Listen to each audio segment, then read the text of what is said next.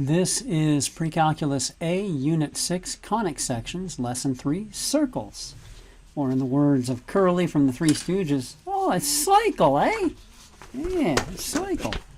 So we're talking about conic sections, and we talked yesterday, our last lesson, about what conic sections are, how they are slices of a double-decked cone, which actually is two parts. A cone is, what we think of as a cone is half a cone. But that you can slice it, depending on how you slice it, you end up with circles, ellipses, parabolas, hyperbolas. You also can get a point and a line in special cases as well. So those do actually qualify as conic sections, but we won't be dealing with those. Today we're dealing with circles. Okay, so I'm going to give you an equation here. We're going to write this in general form. General form, x squared plus y squared minus 14x plus 6y plus 33 equals 0. Now the test to determine if this is a circle or what kind of a conic section it is determined by the discriminant. But this isn't exactly, you may notice there's something missing, because the general form is ax squared plus bxy plus cy squared plus dx plus ey plus f equals 0. Okay, so we actually don't have a b. We've got 0 b's, right? B is 0, so we've got 0 xy's. But a is 1, b is 0, and c is 1. So the discriminant, b squared minus 4ac, is b squared, 0 squared minus 4 times 1 times 1 is negative 4, which is less than 0. So this is either an ellipse or a circle. And if a equals b because they both equal 1, it's a circle. Okay? So that was the test we used to determine what conic section it is from the general form. Now I'm going to introduce you to a process to convert this to what we call standard form.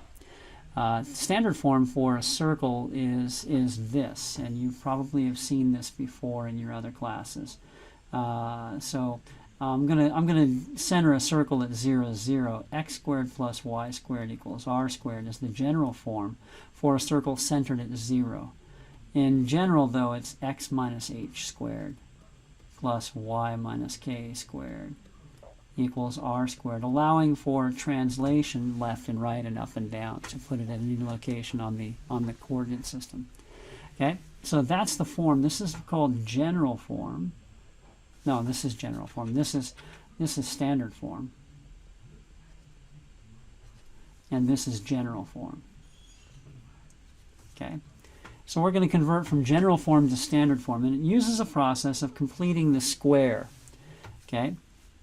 You may recall, to complete the square, it involves adding something here. So let's say we've got x squared plus 8x. Okay, and we need to know what term to add to make this a perfect square. Well, the way I think of it, they do it a little bit differently in the book, but this is the way I think of it, and see if this makes sense to you. 4 plus 4 is 8.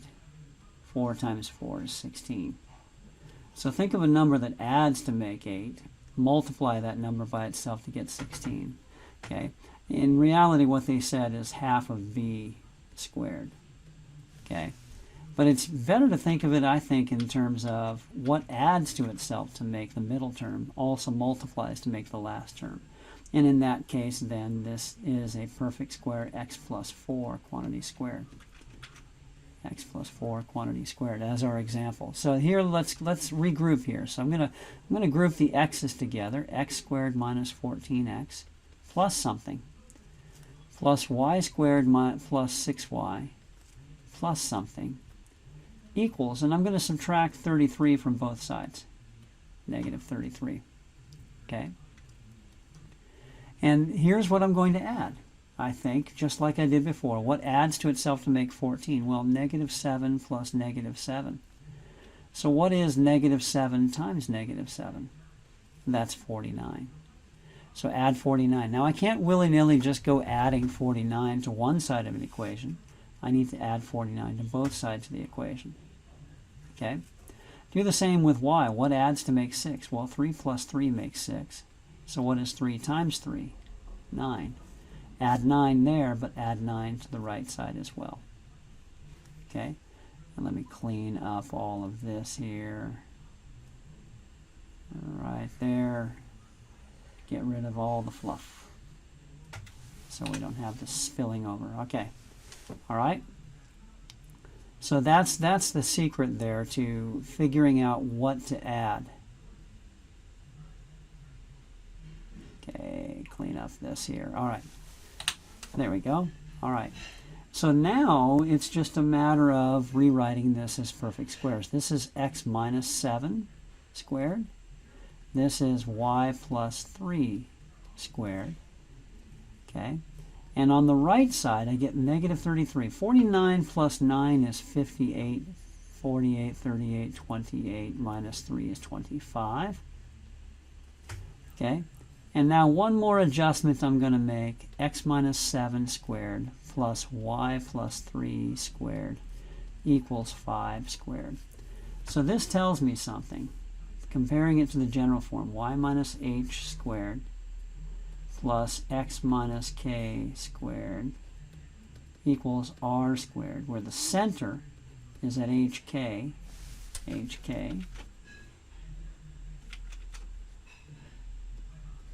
and the radius is r. R equals r. Right? So in this case, the center is at 7, negative 3. Notice the opposite, the change in variables, change in signs. Negative 7, 7. Positive 3, negative 3, because it's y minus h, x minus k. And the radius is 5. Okay, so if I had to graph this, I would graph it at 7, negative 3. So here's the origin, 2, 4, 6, 2, 4, 6, 7, negative 3. Okay, and a radius of 5. So 2, 4, 5, and draw a circle with that radius. And there's the graph of the circle.